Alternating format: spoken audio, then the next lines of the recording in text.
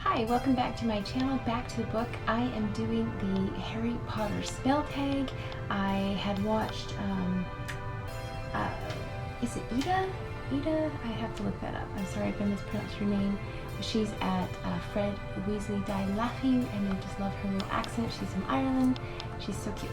So she did this tag, and I thought I would do it since I love Harry Potter. So here we go. The first one is Expecto Patronum, a childhood book connected to good memories. Peter Pan, because I remember my mom reading it to me and rubbing my back to make me go to sleep. Expelliarmus, a book that caught you by surprise. The book that took me by surprise was A Vampire Academy. The reason why I say that is because I took up reading it, I could not get into it. I put it down for about 6 months.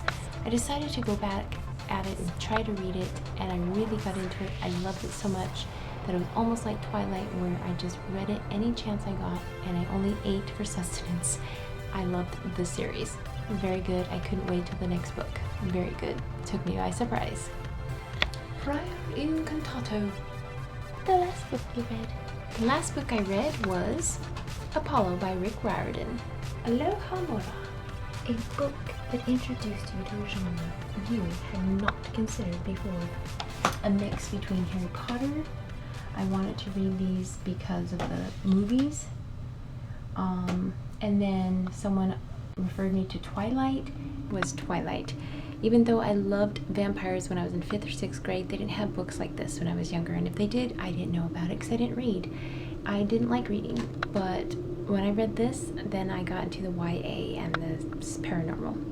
Riddikulus, a funny book you read. The League of Beastly Dreadfuls. This was a cute book. I just thought it was very cute and cleverly put together. It's so cute. So yeah, it's by Holly Grant. You might want to check this out. And it's about a young girl who loses her parents, goes to live with her aunties. Come to find out, this house and her aunties, there's some mystery behind it and some funny, interesting stuff.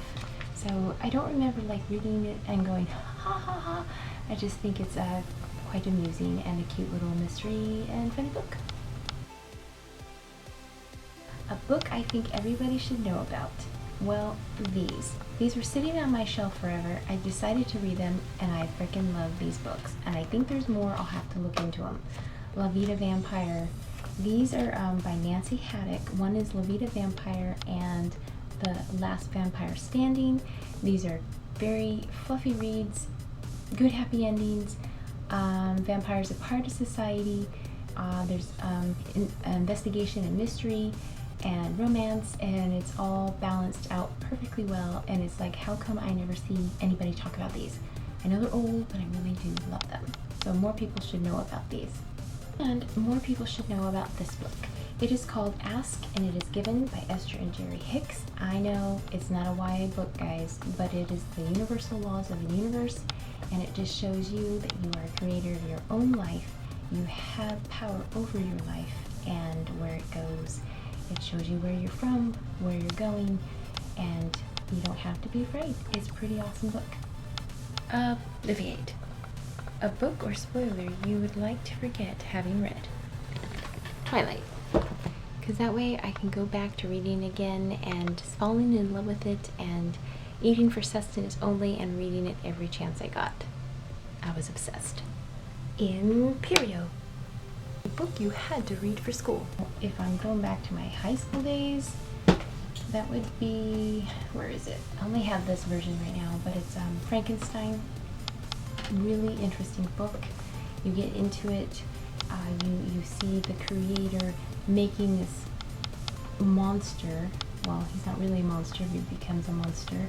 But this monster has feelings, and he is like, well, you're my creator, why did you put me on this earth? If you gave me this ugliness, I'm mad at you, I'm gonna kill you. So isn't that how a lot of people think about their life? Which is sad. There's a lot of quotes in here I used to love.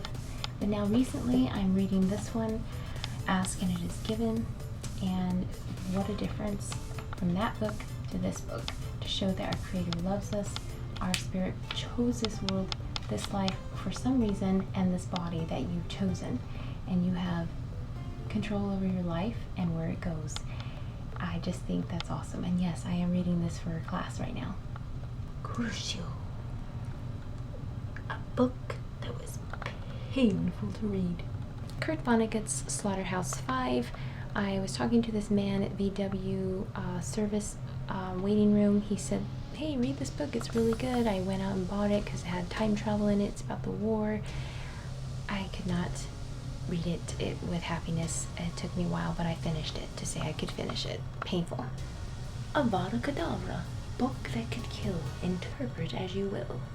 Demon Road. I'm sorry, but this is by Derek Landy. It could kill your desire to read. I was like reading this and I'm thinking, I don't want to read about a demon. Why are you glorifying a demon? Are they bad? I don't get it. What? So yeah, that one.